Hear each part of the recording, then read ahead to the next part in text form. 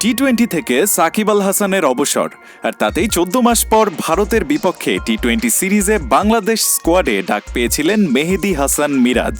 গোয়ালিয়রে প্রথম টি-20-তে ছিলেন একাদশে। সুযোগ পেয়ে লুফে নিতে ভুল করেননি তিনি। টাইগাররা হারলেও প্রত্যাবর্তনে স্বমহিমায় উজ্জ্বল মিরাজ। এদিন টসে জিতে বাংলাদেশকে ব্যাটিংয়ে পাঠায় স্বাগতিক ভারত। একদিকে যখন টাইগারদের উইকেট ছুড়ে দিয়ে ড্রেসিং রুমে যাওয়া আসার মিছিল চলছিল, মিরাজ তখন অবিচল থেকে সচল রাখেন দলের রানের চাকা। তার প্রতিরোধের মুখেই বাংলাদেশের রান 100 পেরোয়। মিরাজ অপরাজিত ছিলেন 32 বলে 35 রান করে। 128 রানের লক্ষ্যে ব্যাটিং করতে নেমে উড়ন্ত সূচনা করে ভারতীয় ব্যাটাররা। তাদের সামনে সুবিধা করতে পারছিলেন না বাংলাদেশি বোলাররা। এক পর্যায়ে পাওয়ার প্লেতে 71 রান তুলে ফেলে তারা। অষ্টম ওভারে আসেন মিরাজ।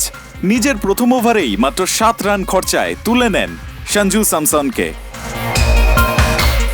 এ ম্যাচের আগ পর্যন্ত মিরাজ টি-20-তে 25 ম্যাচ খেলে 248 রান আর 13 উইকেট নিয়েছিলেন। টি-20-তে তার এ পরিসংখ্যান করতে পারেনি তার নামের প্রতি সুবিচার। মিরাজ যেন তাই এবার নেমেছিলেন সে পরিসংখ্যান বদলাতেই।